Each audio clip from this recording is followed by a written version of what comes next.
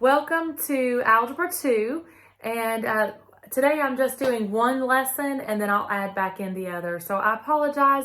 Our typical format is 4 lessons, but maybe this will help you just be able to do part of it, and then we'll add in the rest later. So I hope you all are doing well, and we're just going to jump right into lesson 116.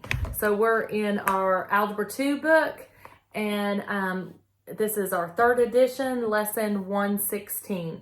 So if you'll open up to page 470, that's where we're looking at today. In Algebra 2, we're going over, I think, a really fun concept. Maybe you've studied it before in Algebra 1, maybe even pre-algebra. I've taught a pre-algebra class before that had a little bit of probability and combinations and permutations. So it's actually a really fun concept to think. I want to go over terminology a little bit first because this isn't necessarily in the book, but it's just an important fact to know.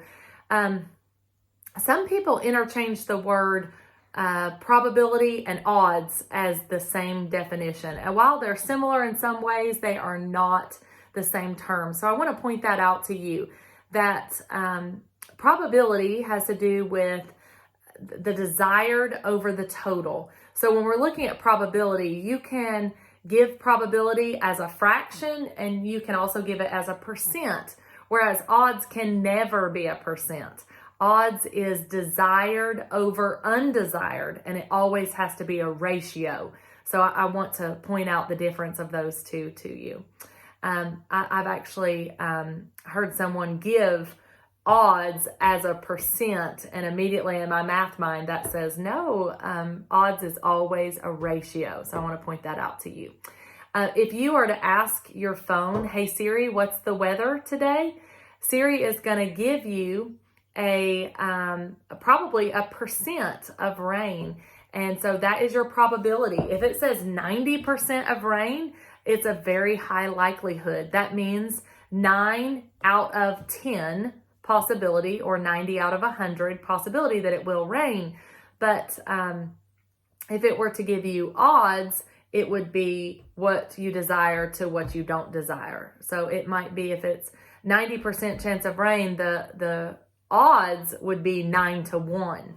So it's a little bit different for probability and odds. So I just wanted to point that out to you so you would be on the lookout for those two terms and what they mean, and also how they're different. Now, today we're looking at the counting principle and permutations, probability, and also independent events. So there are several things that our chapter, or our lesson in our text is looking at. So I want to talk to you first about the counting principle. So it talks to you about, say you had 3 letters, A, B, and C, and you were taking those 3 letters. How many different ways can you write A, B, and C? Well, there are 3 different letters, so 3 times 3. So I know, I'm sorry, not 3 times 3. 3 times 2 would be 6. And the reason that they come up with that is, in the first block, there are 3 options that can go there. And once one of those is used, in the second block, you would have 2 options, and in the last block there would be 1 option. So it'd be 3 times 2 times 1. So that's where 6 comes from. Not 3 times 3, 3 times 2 times 1. So that is very important to know. So we call that the universal counting principle. And also your book talks to you about that there is permutations and combinations. And I want to point that out to you. If you have a calculator, it also has a button, and you'll see it up above my 8 and up above my 9. In light green, it says NCR and NPR, and that is permutations and combinations.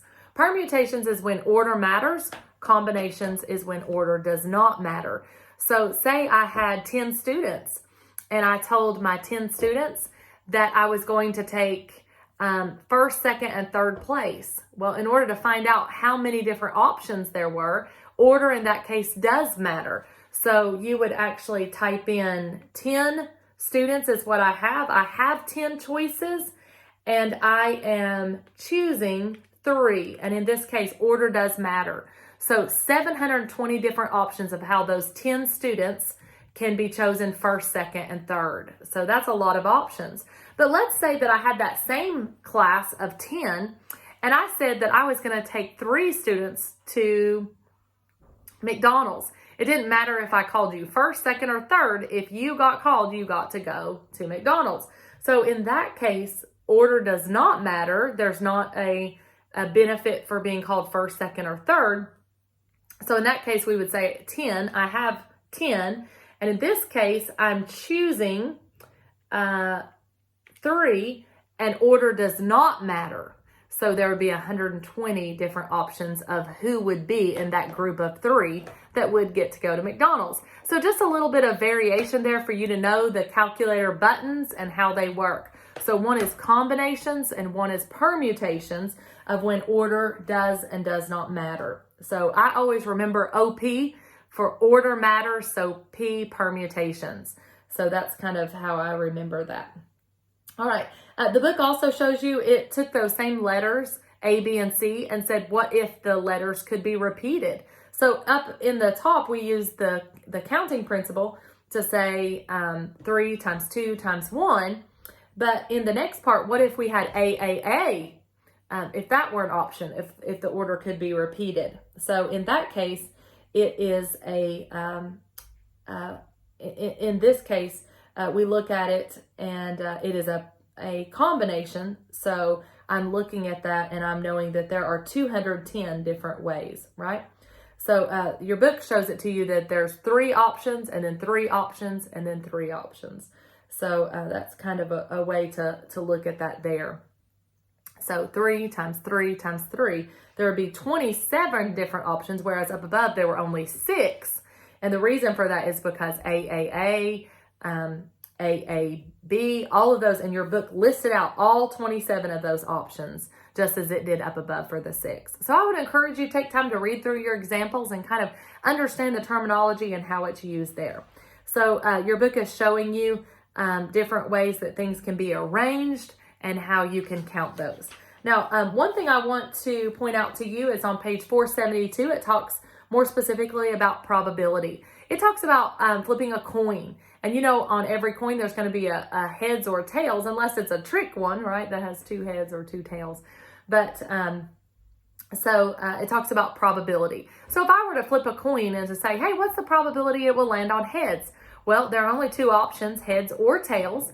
So I know that the probability of it being heads would be 1 desired over 2 total. Remember, probability is desired over total. So the probability of flipping a heads would be 1 out of 2 or 50%.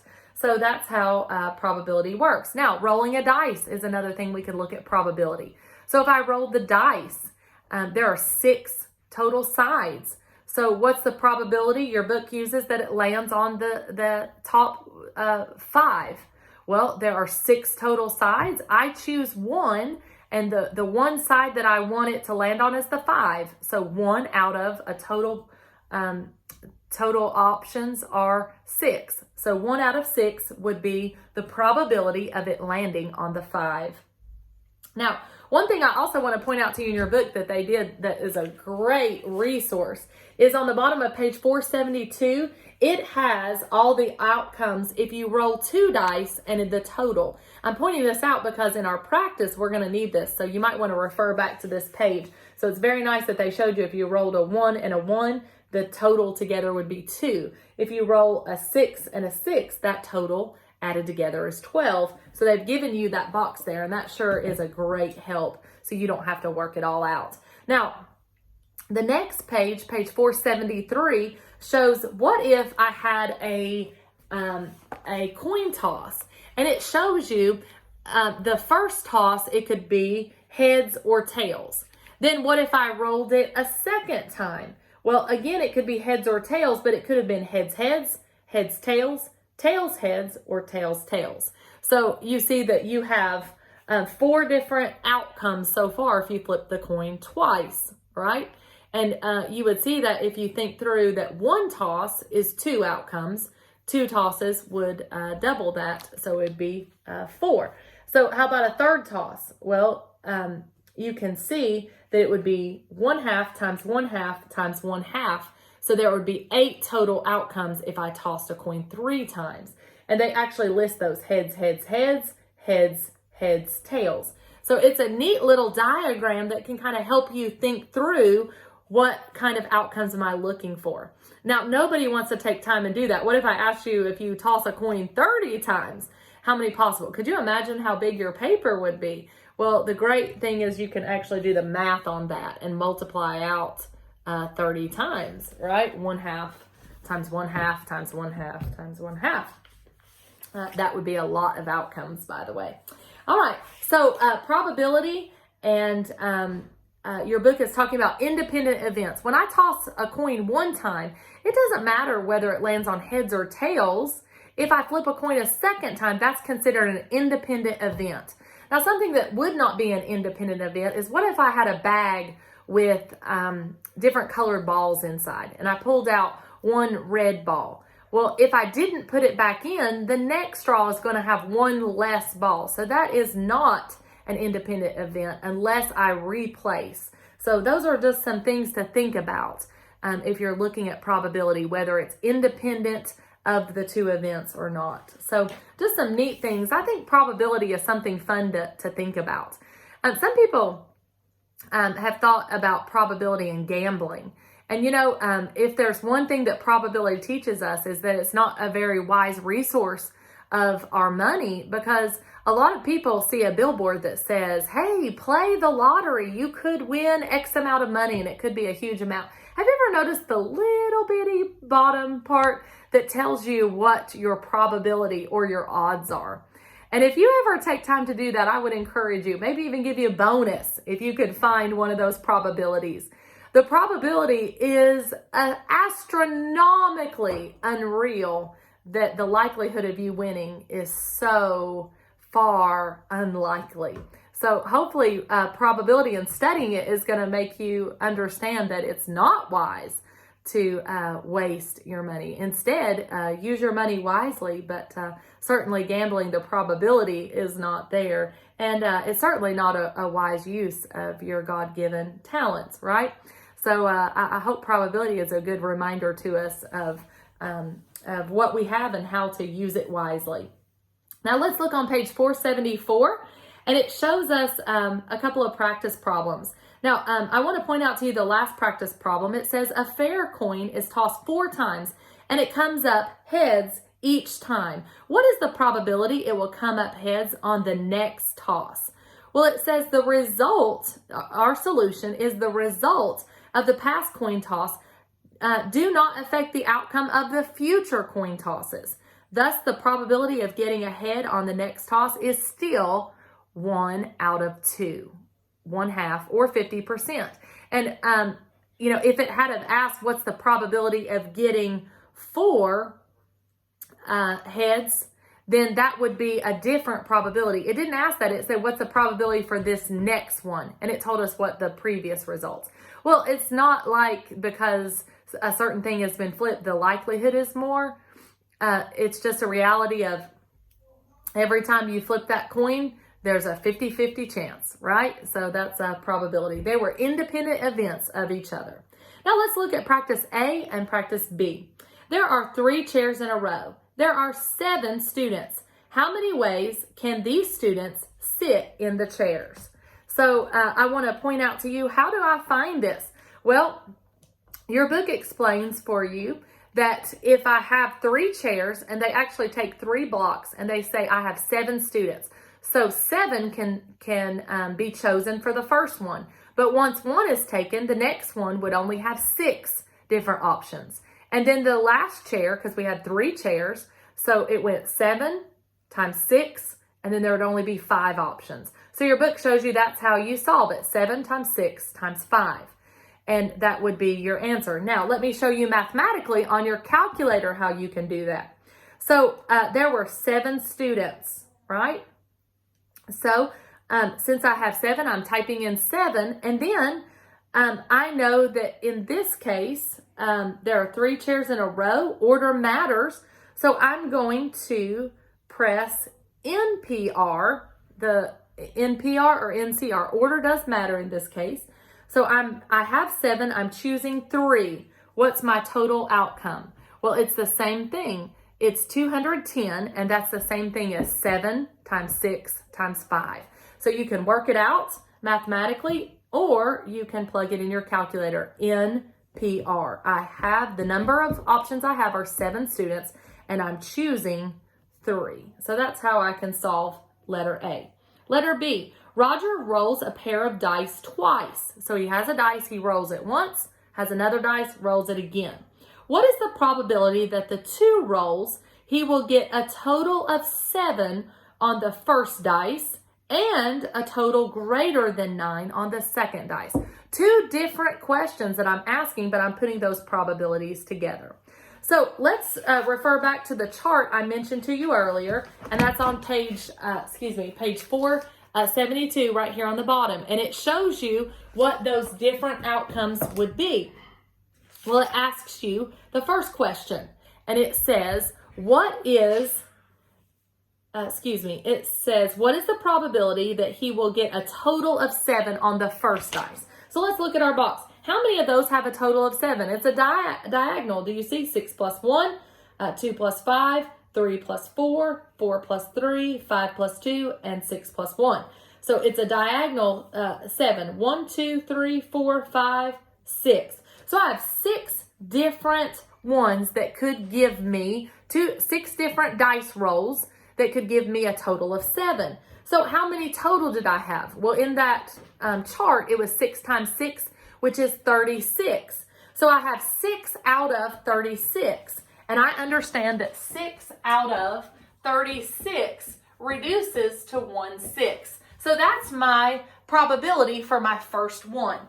Now, I have one more on my last practice problem with you guys. And it says, and a total greater than 9. So let's look at that. What is the probability? It's having 2 different dice rolls, and they're different events. So it says greater than 9. Well, one thing I want to point out to you, it does not say including 9. So don't count the 9s. You're just looking for what's greater than 9. Well, that would be 10, 11, and 12. Well, how many 10s are there? There are 3 10s, 2 11s, that brings us up to 5, and 1 12. That's when 6 and 6s are old, right? So there are 6 different outcomes out of, again, the total 36. So again, I have 6 out of 36, which reduces to 1/6.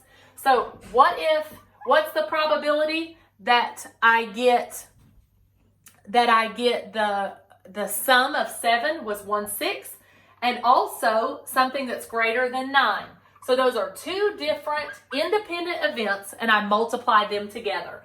So what's the probability that those 2 different events will be met? Multiply them together, 1 out of 36. So that's not a very high likelihood, is it? 1 out of 36 is my solution. All right. So great job. Great to see you guys today. And I'm really thankful for your hard work. Lesson 116, and we'll see you next time.